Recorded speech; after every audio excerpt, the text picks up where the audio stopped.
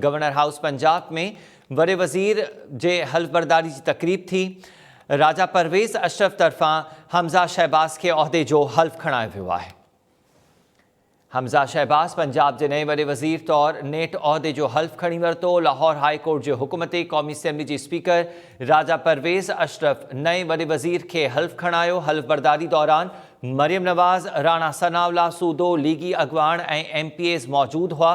Governor house में हल्फ़ बरदारी जे मौक़े ते कंहिं बि अणवणंदड़ सूरतहाल खां बचण लाइ सिक्योरिटी सख़्त कई वई। हमज़ा शहबाज़ शरीफ़ पंजाब जे नए वॾे वज़ीर तौर नेठ उहिदे जो हल्फ़ खणी वरितो आहे ऐं स्पीकर क़ौमी असैम्बली राजा परवेज़ अशरफ उनखे हल्फ़ खणायो।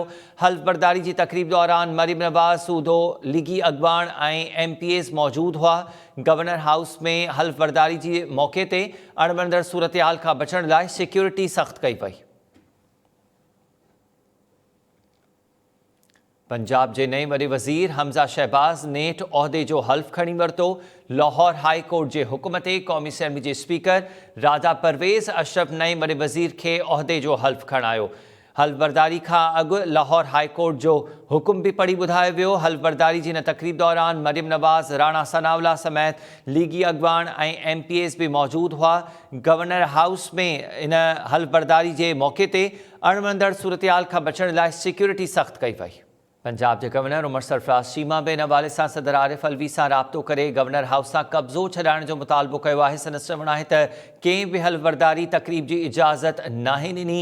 ॿिए पासे लाहौर हाई कोर्ट तरफ़ां जेको हुकुम जारी कयो वियो त स्पीकर क़ौमी असैम्बली राजा परवेज़ अशरफ हमज़ा शहबाज़ खे नए चूंडियल वॾे वज़ीर तौर उहिदे जो हल्फ़ खणाए, जंहिंखां पोइ राजा परवेज़ अशरफ लाहौर में ई मौजूद हो। गवर्नर हाउस पहुतो ऐं हल्फ़ बरदारी तक़रीब जेका 11:30 बजे लॻभॻि शुरू थी, उन में हमज़ा शहबाज़ खे नए वॾे वज़ीर तौर हल्फ़ खणायो वियो आहे। पंजाब में सियासी ऐं आइनी बहरान संगीन थी वियो। गवर्नर नए वॾे वज़ीर हमज़ा शहबाज़ जी हल्फ़ बरदारी खां अॻु उस्मान बोज़दार जी इस्तीफ़ा रद्द कंदे खेसि वॾे वज़ीर तौर कम जारी रखण जी हिदायत कई।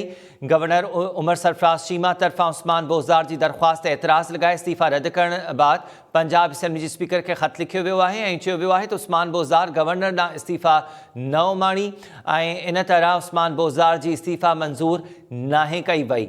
PTI जो इहो मौक़िफ़ आहे त जॾहिं वॾे वज़ीर जी इस्तीफ़ा मंज़ूर ई नाहे थी ऐं उस्मान बोज़दार वॾो वज़ीर तौर मौजूदु आहे त नओं वॾो वज़ीर कीअं थो उहिदे जो हल्फ़ खणी सघे, जॾहिं त इन खां अॻु उस्मान बोज़दार तरफ़ां जेका इस्तीफ़ा पेश कई वई हुई उहा वज़ीर आज़म न उमाणी वई। गवर्नर पंजाब तरफ़ां इहे एतिराज़ लॻाया विया आहिनि त इहा इस्तीफ़ा गवर्नर पंजाब खे मोकिलणु घुरिजे। हां, इहे एतिराज़ लॻाए करे उस्मान बोज़दार जी वॾी वज़ारत जे लाइ इस्तीफ़ा मंज़ूर न कई वई, पर साॻे ई वक़्तु इन खां अॻु बि अदालत तरफ़ां हुकुम जारी कया विया त हमज़ा शहबाज़ खे हल्फ़ खणायो वञे, पर उन ते स्पीकर पंजाब असैम्बली इजलास मुलतवी करे छॾियो ऐं PTI इन हवाले सां अदालत सां बि राब्तो कयो। लाहौर हाई कोर्ट तरफ़ां जेको हुकुम जारी कयो वियो उन में इहा हिदायत कई वई त स्पीकर क़ौमी असैम्बली राजा परवेज़ अशरफ हमज़ा शहबाज़ खे नए चूंडियल वॾे वज़ीर तौर हल्फ़ खणाए, जंहिंखां पोइ अॼु इहा हल्फ़ बरदारी जी तक़रीब थी आहे ऐं हमज़ा शहबाज़ पंजाब जे वॾे वज़ीर तौर हल्फ़ खणी वरितो आहे।